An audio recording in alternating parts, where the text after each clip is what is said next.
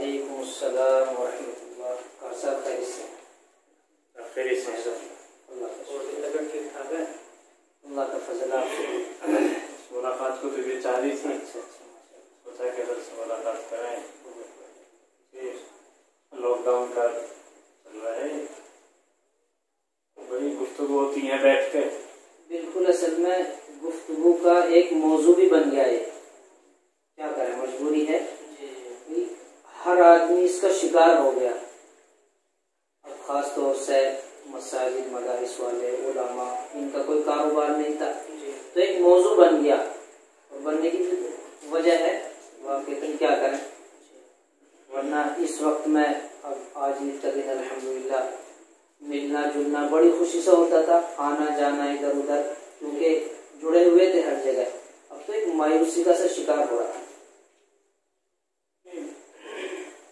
काफी अरसा हो गया दीनी खिदमत करते हुए, पढ़ना पढ़ाना, नमाजों का दौर, मस्जिदों की रौनकें, जी, सारी चीजें बस ऐसी लगती है जैसे काफी अरसे की बात हो गई है।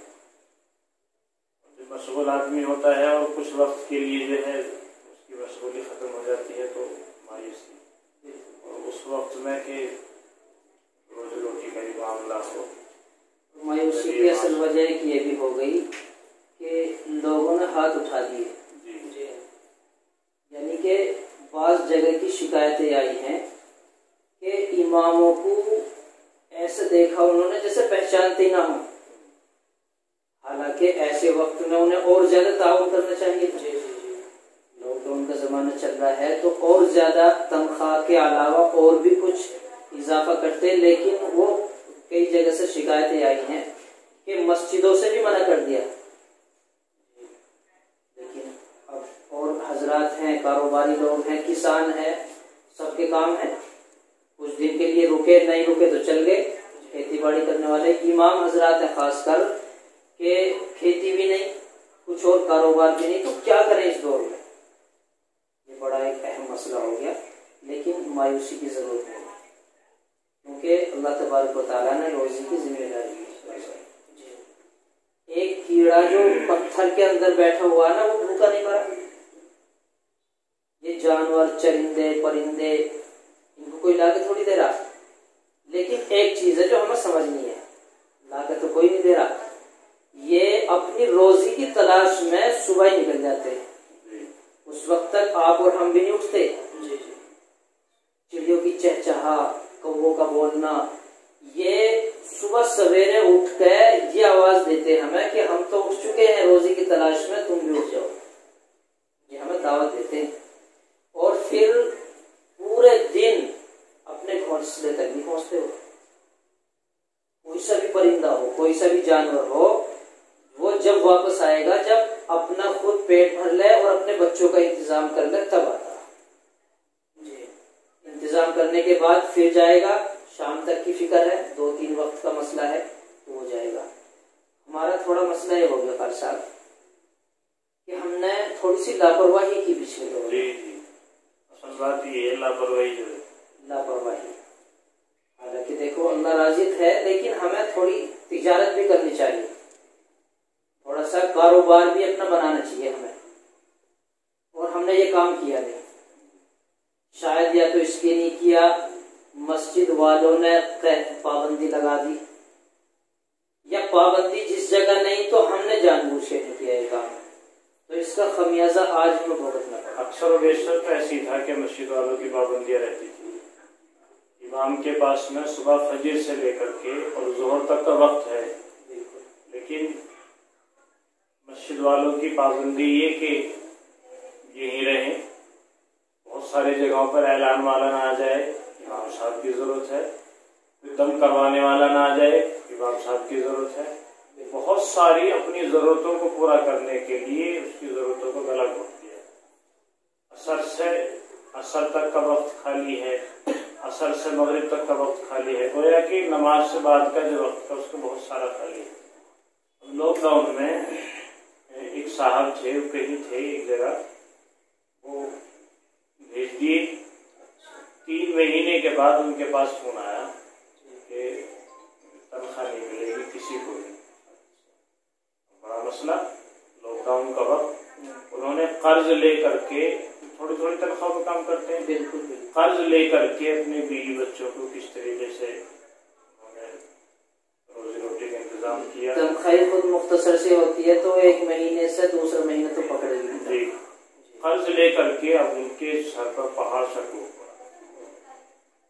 अभी पिछले महीने मुझे किसी ने बताया कि फला आदमी कोई चीज बेच रहा है और ऐसा कि आने जाने वाले ठोक रहे हैं कि मौलाना आप भी आप, वो बेचारे रोने लगे, कह रहे हैं क्या करें। मैं जो उनसे मुलाकात हुई तो उन्होंने बताया कि 3 महीने मुझे भेज दिया गया था लॉकडाउन में, 3 महीने की तनख्वाह को जो है मना कर दिया गया। 5,000 रुपये तनख्वाह थी, मैंने कर्ज लेके जो है खर्च किया लॉकडाउन में, और अभी 2 दिन पहले मेरे बेटे का इंतकाल हुआ है, 2 दिन पहले बेटे का इंतकाल हुआ है, और अब जो खर्च हुआ है वो भी मैं किसी से कर्ज लेकर, लॉकडाउन में सबके पास मजबूरी है, कोई देने के लिए भी तैयार नहीं, और ऐसे हालत में भी बड़ा मसला हो गया है।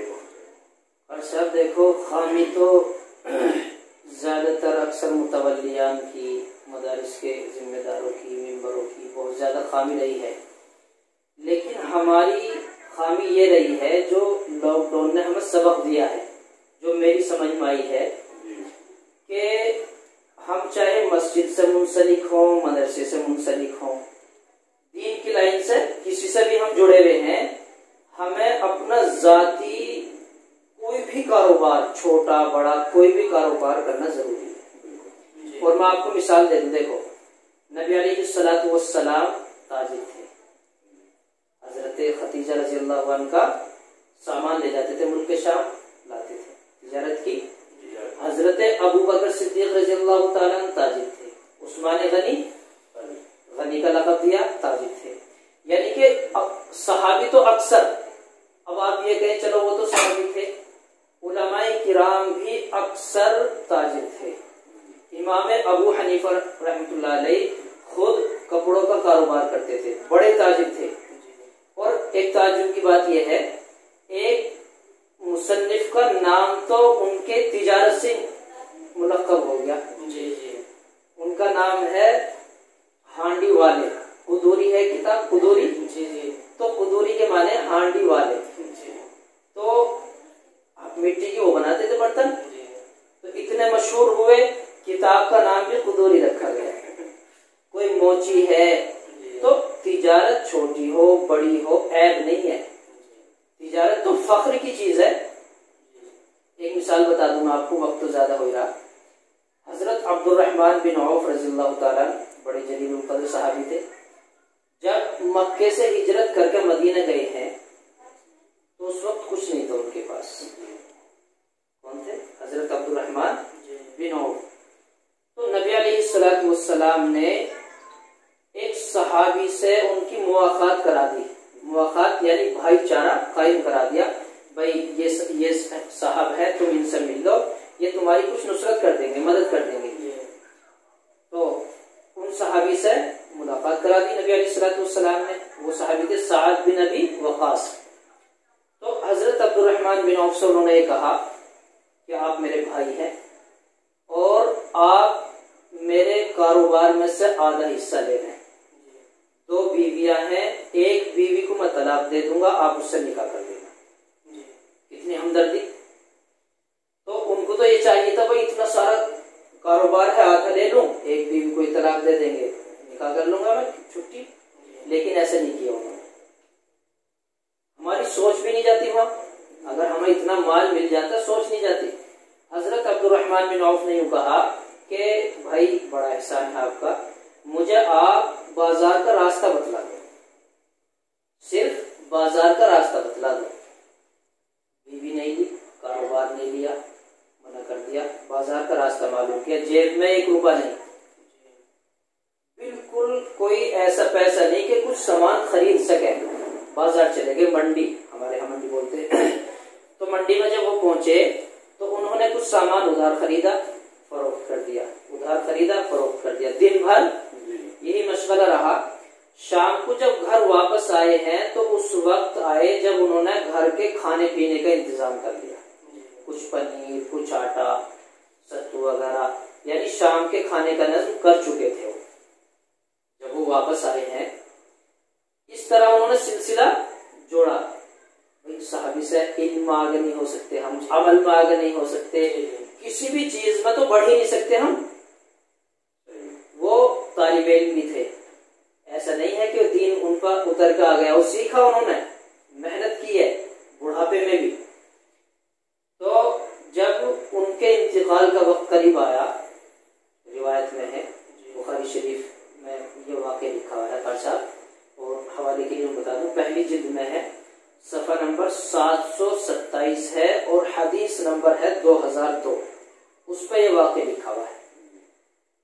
तो रिवायत में यह है कि जब इंतकाल का उनका वक्त आया, बीच में बड़ी लंबी गुफ्तगू हूँ, मैं एक थोड़ी मुख्तसर सी बात बता रहा हूँ। हजरत अब्दुल रहमान के मालदार होने का सबब, किसी के सामने हाथ ना फैलाना, इस तरह परेशान ना होना। तो 4 बीवियां थी उनके पास, यानी और निकाह कर लिए 4 बीवी थी और तकरीबन 7 या 9 लड़के थे, इससे और भी ज्यादा कम होंगे, लड़कियां भी थी। लड़के और लड़कियों की तादाद का मुझे इल्म नहीं, 4 बीवियों का इल्म है। तो शरीयत में मरने वाला जो मीरास छोड़ता है, बीवी को 8वां हिस्सा मिलता है, 8वां हिस्सा होता, सुमन बोलते हैं, यूसुफुल्लाह फी औलादिकुम, इसमें पूरी तफसील है। जैसे 8 रुपए हैं, उनमें से 1 रुपया बीवी का हिस्सा हुआ, तो 8वां हिस्से में 4 बीवी हो गई। फर्ज करो 1 रुपया आया एक बीवी के हिस्से में, अगर 2 बीवी हुई तो 50-50 पैसे हो गए, 4 बीवी हुई तो 4 आने हो गए। तो चारों के हिस्से में 1 रुपया यानी 8वां हिस्सा आया। एक बीवी का ये बयान है, हर सारी बीवियों का, कि एक के हिस्से में 80,000 दिरहम आए। दिरहम,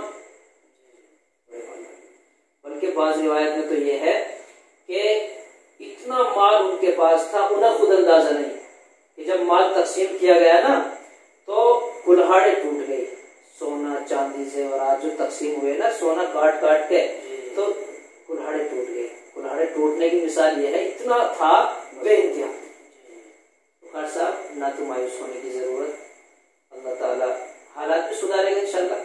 और आज मसाजिद में देखा गया है कि इमाम जी लॉकडाउन होने की बिना पर उसे भेज दिया गया इस वजह से कि तनख्वाह दी जाएगी, और नीयत ये थी कि पड़ोस में महल्ले में कोई हाफिज कारी है, कोई आए हुए, कोई कहीं पढ़ा रहे थे वो घर हैं, किसी मस्जिद के इमाम थे वो वहाँ आ गए हैं, तो फ्री में नमाज पढ़वानी है, तनख्वाह तो देनी नहीं। अब उनकी तनख्वाह मुख्तसर थी इमाम साहब की, फिर भेज दिए इस वजह से कि तनख्वाह न देनी पड़े। अब मैं ये समझता हूँ कि शायद उन लोगों को या तो इमाम की अहमियत नहीं या फिर नमाज की अहमियत नहीं कि जैसे चाहिए ऐसे पढ़िए, दीन की ही अहमियत नहीं है इन लोगों के दिलों में।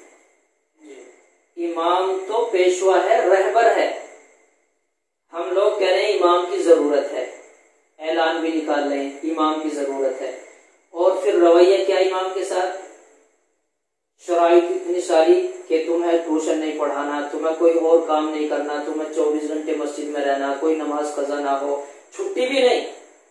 भाई हर आदमी की 8 दिन में एक छुट्टी है, किसी की इतवार के दिन हो, मदरसा है तो जुमे के दिन भी छुट्टी है, कोई और किसी लाइन में है तो एक ना एक दिन की छुट्टी है। अगर 8 दिन भी नहीं तो महीने में 2-3 दिन की तो है, लेकिन मस्जिद में ईद बकरीद की भी छुट्टी नहीं। 24 घंटे रहना। एक आदमी मजदूरी करने जा रहा, सुबह गया 8 बजे, बल्कि 9-10 बजे ही काम शुरू करते हैं, 5 बजे काम से फारिग हो गए, 500 रुपए, 700 रुपए, 1000 रुपए उसकी पूरे दिन की झाड़ी हो गई। और एक इमाम 24 घंटे, हम इमाम भी कह रहे हैं, और 24 घंटे उसे रखने के बाद पूरे महीने रहा, कोई छुट्टी नहीं की, 3000 4000 रुपए। एक मजदूर जिस पर कुछ आता ही नहीं, अलिफ बाता नहीं जानता, वो ABCD उसके याद नहीं, वो सुबह से शाम तक 4-5 घंटे काम किया, 15,000 रुपए महीने के वो कमा रहा। और यहाँ जो है घंटे के 150 रुपये। 150 रुपये का। तो ये दीन की अहमियत का ना होना है। जहन में यह लोगों के ये गलत फहमी है, भाई इमाम साहब तो है ना, क्या जरूरत है। ये कहो उन लोगों से, मैं भी कहता हूँ सबसे, भाई इमाम साहब को कोई दुकानदार चीनी फ्री में नहीं देता, दूध फ्री में नहीं मिलता, दाल सब्जी रोटी ये सारी चीजें पैसों की आती है। तो 5,000 रुपए में हमारे नाश्ते का खर्च पूरा नहीं होता, इमाम पूरा महीना गुजार रहा।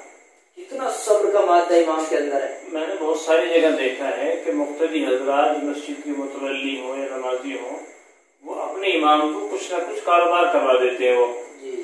वो अपनी जिंदगी को बड़ी खुशी के साथ बसर करते हैं।